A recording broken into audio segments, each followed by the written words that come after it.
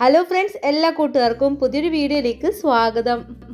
ഇന്ന് തയ്യാറാക്കുന്നത് ദോശയ്ക്കും ഇഡ്ലിക്കൊക്കെ പറ്റിയ നല്ല ടേസ്റ്റുള്ള ഒരു ചമ്മന്തിയുടെ റെസിപ്പിയാണ്. അപ്പോൾ നമുക്ക് നേരെ വീഡിയോയിലേക്ക് പോവാം. അത്യാവശ്യം വലുപ്പത്തിലുള്ള ഒരു തേങ്ങയുടെ പകുതി ഞാൻ എടുത്തു വെച്ചിട്ടുണ്ട്. ഇനി ഇതൊരു മിക്സിയുടെ ജാറിലേക്ക് ഇട്ട് കൊടുക്കാം. ഇതിലേക്ക് 4 അല്ലി വെളുത്തുള്ളി ചേർത്ത് കൊടുക്കാം. ചെറിയ അല്ലി ആയതുകൊണ്ടാണ് 4 ചേർത്തത്, വലുതാണെങ്കിൽ 2. കുരുവൊക്കെ കളഞ്ഞ പുളി ചെറിയൊരു കഷ്ണം, കുറച്ച് കറിവേപ്പില, ആവശ്യത്തിനുള്ള ഉപ്പ്,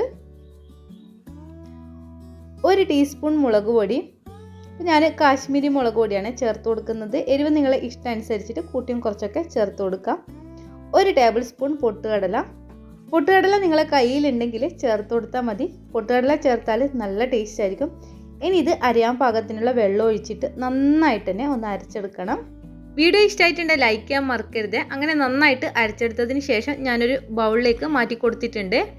മിക്സിയിൽ ഒരൽപ്പം വെള്ളം ചേർത്തിട്ട് ഇതിലേക്ക് ഒഴിച്ചു കൊടുത്തിട്ടുണ്ട്. വെളിച്ചെണ്ണ ചൂടാകുമ്പോൾ അതിൽ കുറച്ച് കടുകിട്ട് കടുക് പൊട്ടി വരുമ്പോൾ ഉഴുന്നുപരിപ്പും വറ്റൽമുളകും കറിവേപ്പിലയും ചേർത്തൊന്ന് മൂപ്പിച്ചെടുക്കാം. അത് ഇതിലേക്ക് ഒഴിച്ചു കൊടുത്ത് നന്നായിട്ടൊന്ന് മിക്സ് ആക്കുക. ആവശ്യത്തിനുള്ള ഉപ്പൊക്കെ ഉണ്ടോ നോക്കുക. കട്ടി കൂടുതലാണെങ്കിൽ കുറച്ച് വെള്ളം ചേർത്ത് കൊടുത്താൽ മതി. അങ്ങനെ നമ്മുടെ അടിപൊളിയായിട്ടുള്ള ചട്നി റെഡി ആയിട്ടുണ്ട്. അപ്പോൾ നിങ്ങൾ ട്രൈ ചെയ്തതിന് ശേഷം കമൻറ്റ്സ് അറിയിക്കുക. വീഡിയോ ഇഷ്ടമായിട്ടുണ്ടെങ്കിൽ സബ്സ്ക്രൈബ് ചെയ്യാനും ലൈക്ക് ചെയ്യാനും മറക്കല്ലേ.